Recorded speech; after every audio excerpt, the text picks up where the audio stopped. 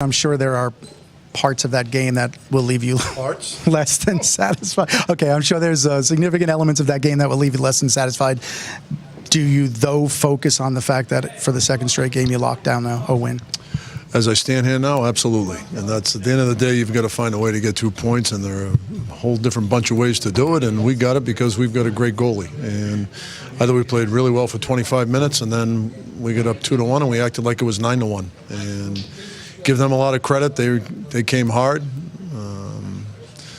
gave us a lot of problems, but we also created some of our own problems. And you know, if we want to be the team we're capable of being, we're going to have to put consistent efforts together and build off what we did against Nashville and not have this big drop over the last 35 minutes of the game in a situation like this. So we got the 2 points, but you know, we're certainly not thrilled with the way we played for the last 35 minutes. I know there was a passionate message delivered during a timeout, and I'm sure there probably was after the second period. But when you talk about acting like it was 9-1, is that strategic? What specifically did you see that set? We just cheated all over the rink. There was not a lot of physicality to us. There wasn't the urgency to close on people. They had an awful lot of space. The complete opposite of what we did for 60 minutes against Nashville. I mean, it just is really. It's such a tight area out there. You better be ready to skate, and you better, and I've said this before, you better want to have confrontation. And, we didn't look like for the last 35 minutes we were skating or interested in confrontation. So you're going to pay the fiddler, and we did, and we spent a lot of time on our end and didn't sustain any forecheck or any ozone time, and, made our goalie have a heck of a night. You put Boo back in the lineup, you've moved him to wing, and he rewards you with the game-winning goal. What that and beyond that stood out about him?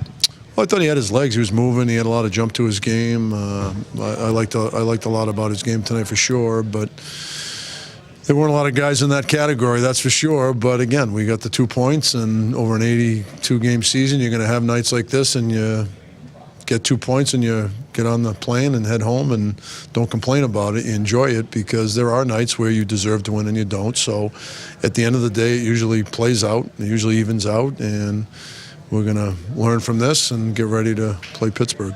On that play, on where Strome picks up the stick, is that a smart play on his part? I mean, you're down. You have 2 guys without sticks and getting bombarded. Yeah, well, he got a penalty, and so I wouldn't call it smart.